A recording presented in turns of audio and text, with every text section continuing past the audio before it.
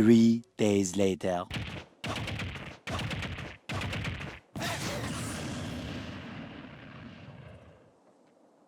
What's going on, guys? This is Mage, and in today's video, we're going to be going over Joker's Infinite. Now, as you can tell by the length of this video, it's going to be a ride. I'm going to give you every bit of information that I know about this, ranging from how to do it, to who it works on, to how to escape it, and all the other details you need to know to make this work 100% of the time. Now, I've been labbing this for well over a year, and I think I've finally come to understand how this truly works out. And also, a big shout out to a fellow competitive Joker player, Kobi. He made an entire spreadsheet pertaining to the percentages that this works at per character based on weight and rage. He also played a big part in some of the breakthroughs that I made. The links to his platforms will be down below in the description. Go give him a follow. Now with all that said and done, let's hop right into it. Alright now, this is done two different ways. One way is by buffering your up air, and the other way is by delaying your up air. The characters that are highlighted are the ones that buffering works on. So that means you have to delay the up air on the characters that are shaded out. Now obviously you can delay your up air on the people that are not shaded, but it's much easier to just buffer. And there are many ways to get this started. All you need to do is get them on the platform and just work from there.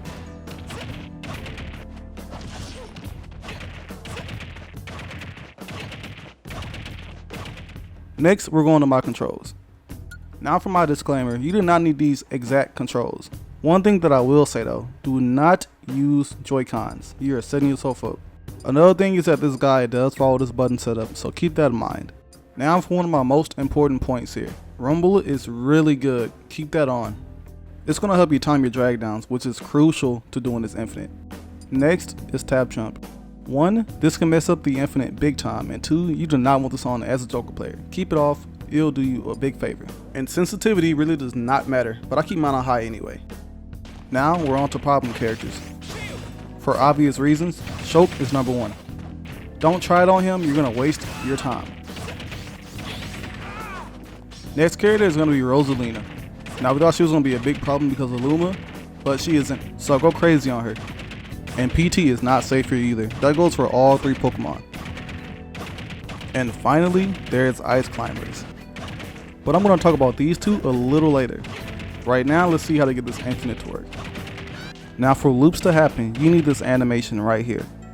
I'm not sure this animation has a name, but we're going to call it Platform Landing Lag. Basically, you need them to squat or do something that's not standing. This animation differs from character to character. Getting this landing animation will allow you to get loops. If you don't get it, this happens. Notice how they did not go into the landing animation? If you see this animation, you messed up and something's going to go wrong.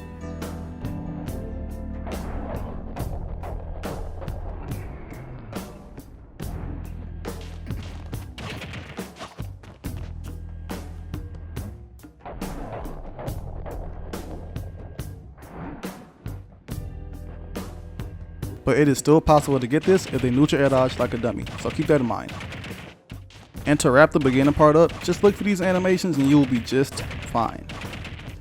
Now for a few notes. Now for obvious reasons, this will not work at 0. And our Sin is a little harder to do it with. More on him later. And good SDI will completely ruin us. Now let's go over the inputs and the timing for the Infinite. I'm going to be going over the buffering method first, which is the easy way to do this Infinite. Pay very close attention to when I fast fall. This is a very crucial concept of getting this down. Feeling the vibration and listening to the sound cues will help you out tremendously here. Now for the inputs. As I stated before, the buffering method is much more lenient than the delay method. Just as long as your control stick is always pointing up, you will always get up there. Now let's talk about how to time your fast falls. You want a fast fall on a 3rd hit. Anything more or less and it will not work. Now when trying to loop, it is very important that you input fast fall right as soon as your 3rd hit lands. This will give you the fast fall on the 4th hit, making the opponent go into the landing animation. Make sure you fast fall before your 4th hit.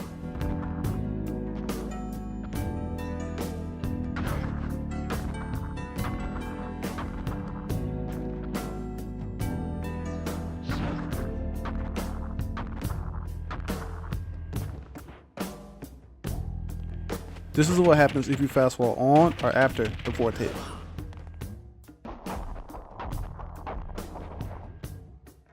If you try to input fast fall on the 4th hit, they will not get dragged down and they will get launched instead. Do not try to drag down on or after the 4th hit. It will not work out for you.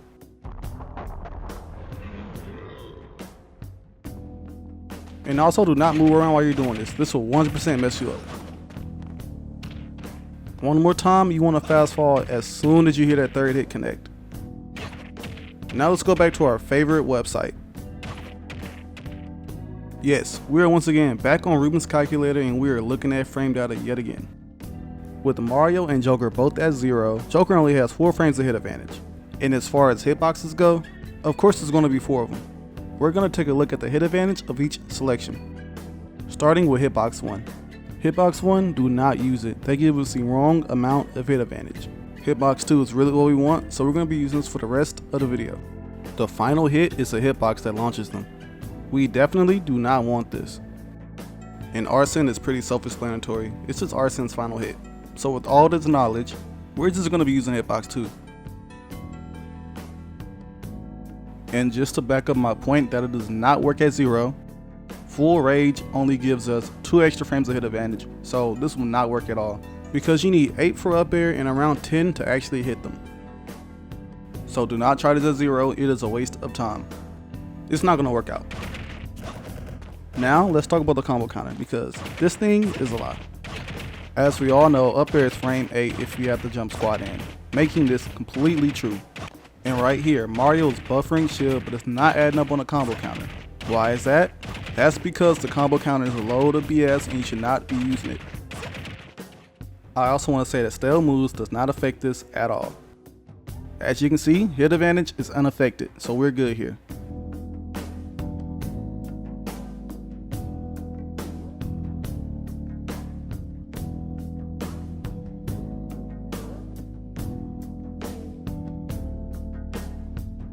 Now, as we saw earlier, max rage can give us a few more frames of hit advantage, making this seem to appear true on a combo counter.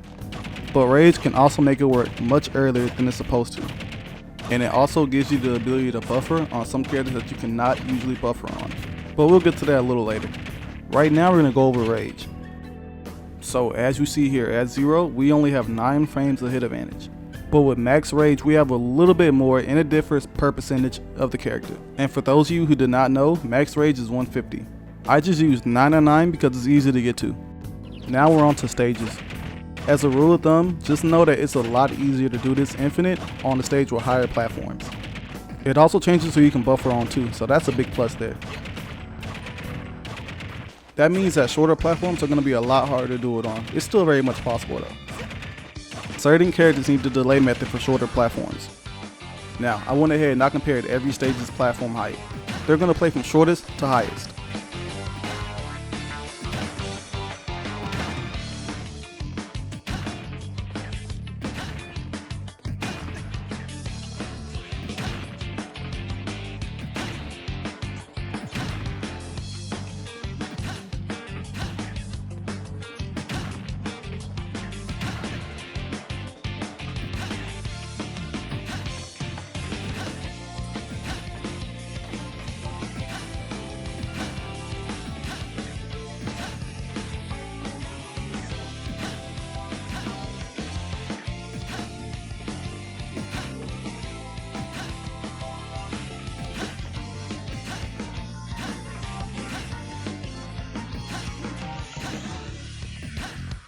Now let's see just how platform height changes things. As we all know, on Roy you cannot buffer your up air. That's just how its hitbox is. But with higher platforms, the infinite is much easier to pull off. You can even buffer it if you wanted to. That goes for up air without rage too. Not even Bowser is safe and he's one of the hardest characters to do it on. So if you want to do this easier, just go smash roll or you know it. Alright, we're back on the website one more time and there is no difference between Mario and Palutena on hit advantage. We get 11 frames on both of the characters, so why can you not do it on Palutena like you can on Mario? It actually has nothing to do with frame data whatsoever. It's based solely off the Hairbox animation. So that means that the characters that are shaded out get out of the infinite for free because of the Hairbox alone. So do not try to use the buffer method on these characters, you will fail each and every time. There are a few special cases though, which we'll get into right now. Now if you're at 0 and you try to buffer on Palutena, it's not going to work at all. But with some rage you can easily buffer the infinite on her.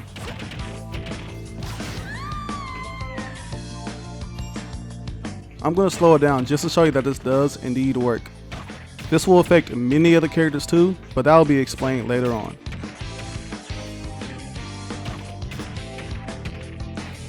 And if she's high enough, you can get this to work even without rage.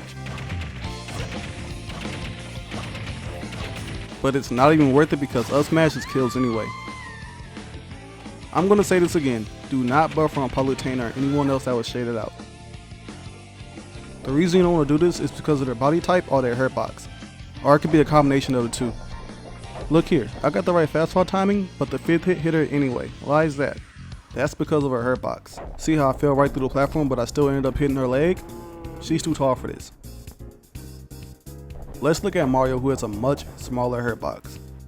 Pay close attention to Mario's Hairbox on hit 4. See how his legs aren't there to get hit? This is why buffering does not work on taller characters. Well, on shorter platforms that is. Taller platforms allow the 5th hit to miss. One more time, watch out for buffering on short platforms. You will get messed up on certain characters. But if you delay the up air, this works on every character in the game. It's just a little harder to pull off. I also wouldn't say that you can buffer jump here. Just do not buffer up air or fast fall and we're all good.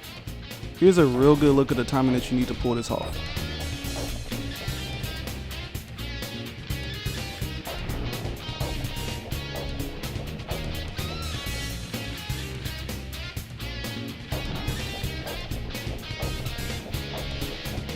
Now to wrap up on the topic of rage.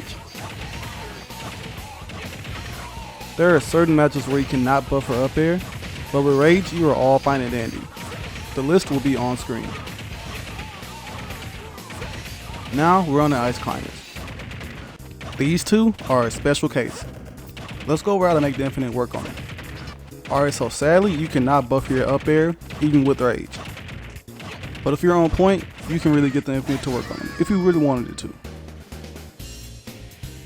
With rage, you can buffer your up air.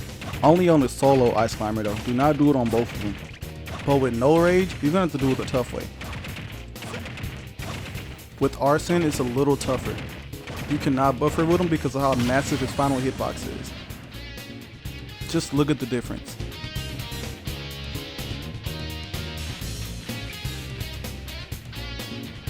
Yeah, that's why you don't want to buffer here, because this hitbox is ridiculous.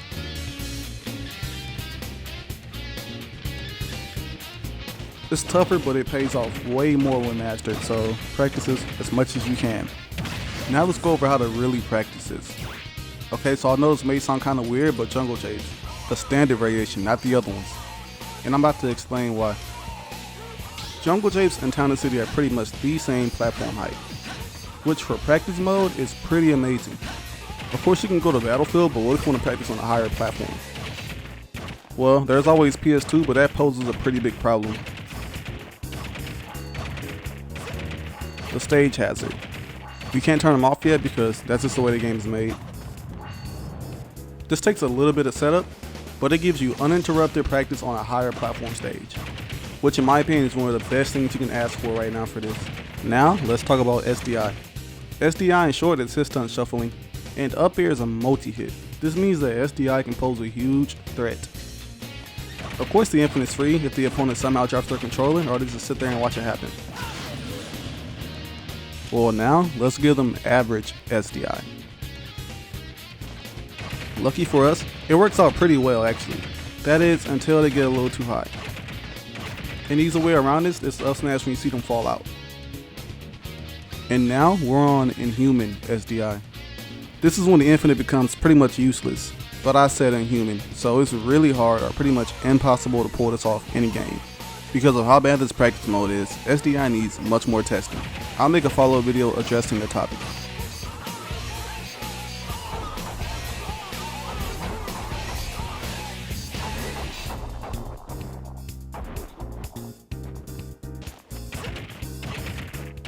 Now with SDI being nerfed in Ultimate, it's not that easy to pull this off.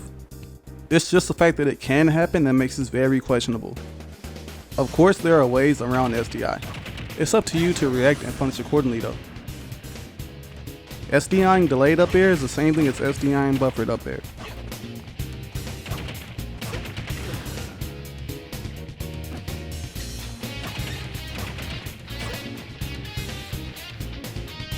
It's a lot easier to get mixed up though, so be careful. That's going to be all from me, but I have one more thing to say. This is much harder to do online, so try this at your own risk. Thanks for watching the video though. If you enjoyed it, consider leaving a like and a sub. It's been Mage, and I'm heading out.